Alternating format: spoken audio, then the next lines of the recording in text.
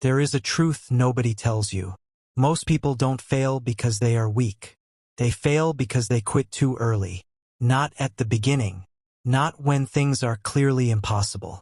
They quit one step before success. And today, I want to tell you a story about a man who came dangerously close to quitting, and what happened when he didn't. Once, there was a poor woodcutter living near a forest. Every morning before sunrise, he picked up his axe and went deep into the jungle to cut wood. He worked hard. Sweat poured down his face. His hands had blisters. But at the end of the day, when he sold the wood, he earned just enough to survive. One day, while cutting a tree, his axe struck something hard. Clang. Not stone. Not metal. Curious, he dug a little. It was gold. His heart started racing. He dug more, and more gold appeared.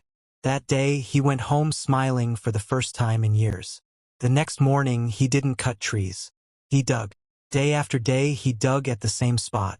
Gold kept coming. But slowly, the gold became less. After some time, he dug the whole day and found nothing.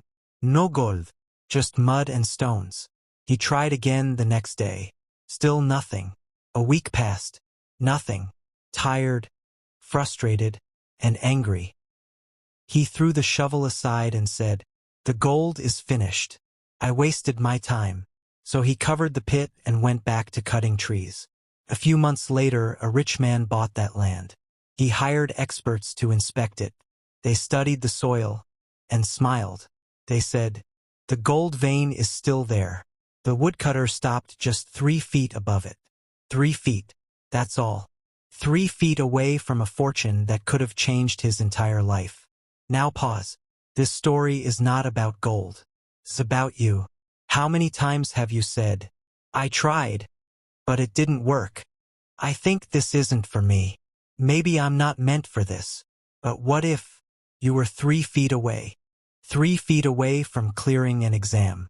3 feet away from financial stability. 3 feet away from confidence. 3 feet away from becoming the person you admire. Here's the harsh reality. Backhand index pointing right, the moment you feel like quitting is often the moment you're closest to success. Life tests you hardest right before it rewards you. Why? Because success demands proof. Proof that you're not just excited but committed. Understand this clearly. Talent starts the race. Luck may help a little, but persistence finishes it. The world doesn't remember the smartest. It remembers the ones who didn't stop.